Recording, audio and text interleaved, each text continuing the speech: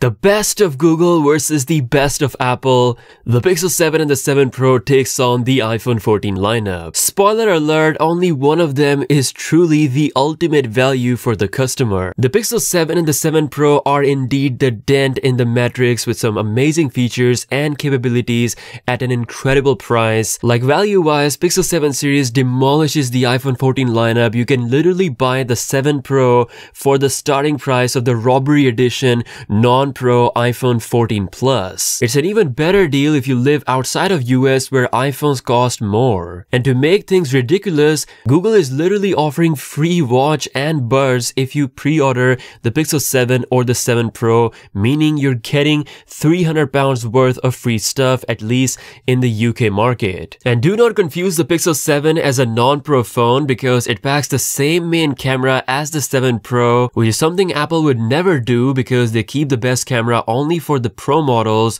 You also get 90Hz refresh rate versus 60Hz on the 14 and the 14 Plus, a much cleaner design, new Pro features like cinematic blur, 4K 60 on all lenses, new front camera. I mean, Pixel 7 is every bit Pro of a phone as it can be, especially at this price, making the iPhone 14 and 14 Plus just look ridiculously bad. But what about the Pros? Well, this is where Apple brings their absolute best, and some things are really amazing on the iPhone 14 Pro series, but we're going to see if it's actually worth spending the extra $300 compared to the Pixel 7 Pro. Design-wise, the iPhone 14 Pro series have matte finish, something that I personally prefer because it looks a lot cleaner than a glossy finish that we have on the Pixel 7 Pro. It's definitely going to be less pronounced on other colors, but I wish it had a matte finish. In terms of the in-hand feel, the Pixel is slightly more comfortable to hold because of its rounded polished sides. Looking at the front display, we can clearly see which design is more cleaner. The Pixel 7 Pro definitely has a cleaner single punch hole, while Apple has dynamic island notch, which does have some cool functions and some being more useful than others, but it is for sure sitting like a notch on the screen 99% of the time. Apple does have a ridiculously good panel, in fact the best panel from Samsung, with the highest peak brightness coming at 2000 nits versus 1500 on the Pixel 7 Pro. In terms of direct sunlight visibility, the iPhone 14 Pro Max will be better than pretty much any phone on the market. Now, as we can see in the name, Pro means camera for both companies. And this is where Google is, for the first time, in my opinion, not holding back at all. The Pixel 7 Pro can now do 4K 60 FPS on all lenses, while also allow you to switch lenses while you're shooting in that high quality mode, something that I can't even do on the iPhone 14 Pro Max. There's also a new ultra-wide angle lens that allows you to shoot macro, new front camera, cinematic blur, astrophotography, real tone, which works with third-party apps, and let's not forget that 5x optical zoom that extends to 30x versus 3x on the iPhone, which only goes up to 15x. Apple's biggest update is indeed with the main camera, which is the 48 megapixel sensor.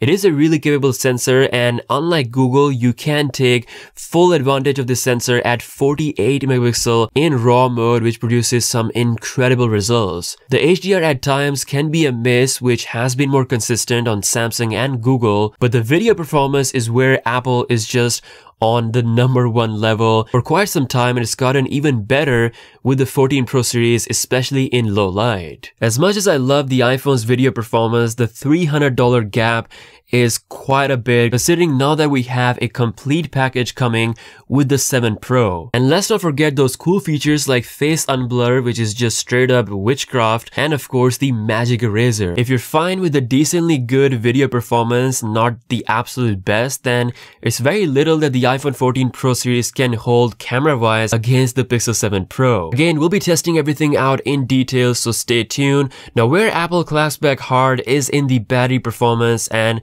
battery life has been the absolute best on the 14 Pro Max. Some people had different experiences because of different settings, but for me, it has been really good.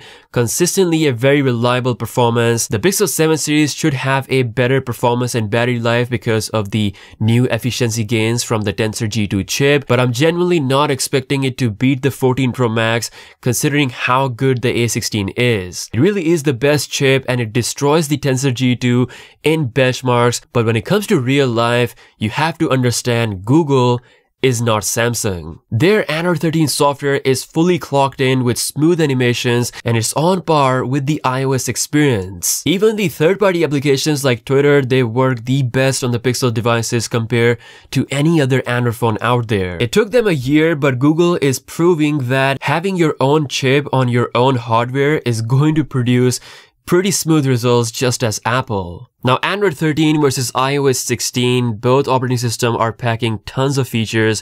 We finally have lock-screen customization on iOS 16, while Pixel 7 Pro offers a better always-on mode, a bit more freedom of customization on Android, which is well appreciated. It mainly comes down to the experience and the performance because features are so good on both, and this is where Google is the first company on the Android side, in my opinion, right now, that is almost leveling up with Apple. With everything considered, I think it's looking hard for both Apple and Samsung to compete with the Pixel 7 series, mainly because of price and of course with Google finally adding the extra features this time which they weren't doing with the last year's model. The 5x optical zoom that extends up to 30 times, a proper ultra-wide angle lens, macro mode, 4K 60 on all lenses, cinematic blur, face unblur. It really is a fantastic deal, especially the standard Pixel 7 which retains the same lens as the Pro model and could be an incredible phone if you're looking for that ultimate value. But let me know what you think about the Pixel 7 series against the iPhone 14 lineup. Do you think Google has hit a home run? Drop your thoughts in the comments below.